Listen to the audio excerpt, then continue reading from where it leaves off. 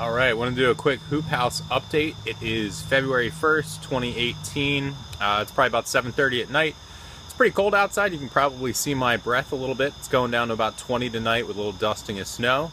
But I got a few things in the mail over the last couple of days that have got me thinking about starting seeds here. So I'm getting kind of pumped about the gardening season this year and wanted to go through a few of the things that I got and what I'm working on right now. So want to get some seeds started here. Tomorrow's Groundhog's Day. Generally people wouldn't be anywhere near starting seeds yet, but I'm going to do it outside in this hoop house, and I've shown this seed starting bench in a couple other videos recently, so I figure why not try and push it as long as I possibly can. So with that in mind, I want to show some of the things I'm working on today. This door in particular for my hoop house leaked a bunch of air, or it did up until recently. It's not an actual, framed door for a house or anything. It's just a wooden frame that I kind of constructed myself, and I put screen on it for the summertime on this side and poly with wiggle wire that I put on in the winter. But there was never really something that sealed those edges up very well. So I just came back through, cut off some small pieces of plastic here, and just used a staple gun, boom, pop them on. And that gives me a much better seal around the doorway. So there's a lot less leakage now. Keep it a little bit warmer in here if I am going to start seeds. You can see right now it's already down to about 40, and again it's going to go down to 20 or so tonight. Also sealed up my little fan down there. You can't really see it, it's kind of shaded out, but some aluminum tape around it to seal it up.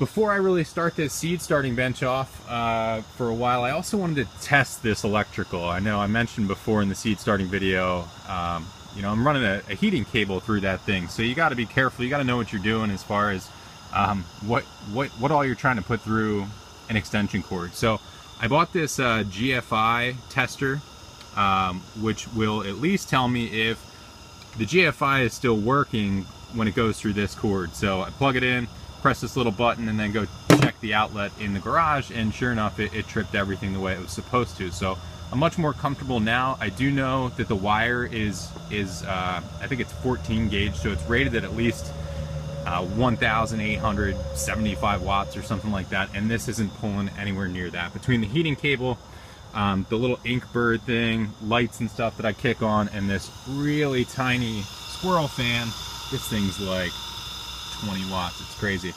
I'm not anywhere near that capacity, so I'm much more comfortable now that I know the GFI is working. I'm okay with some water touching this stuff, all that. But hey, why not get some seeds started? I figure it is early in the season, but if I just built this thing and I can see how warm it's going to get up to, I can keep a controlled heat from underneath at about 70 degrees. I know it's not there yet. I just turned it on and it's warming up. But why not start stuff earlier? So you might be thinking, well, if you started too early, you're not going to be able to transplant outside. And I'm not going to transplant outside right away, but I will transplant to some of the beds in here in the next month. And that's where some of the stuff I recently got comes into play. This wire, this is 9 gauge galvanized wire that you cut to make little hoops. And then inside that box, I've got some row cover, lightweight row cover, but that alone over this will give me another 4 or 5 degrees of protection. Will really help when it does go back below freezing. But I figure some of these seed starts are going to take much longer because of how short the sunlight is still. We're over 10 hours of sunlight, but it's slowly going to work its way back up. But these seeds are going to take much longer than they normally would.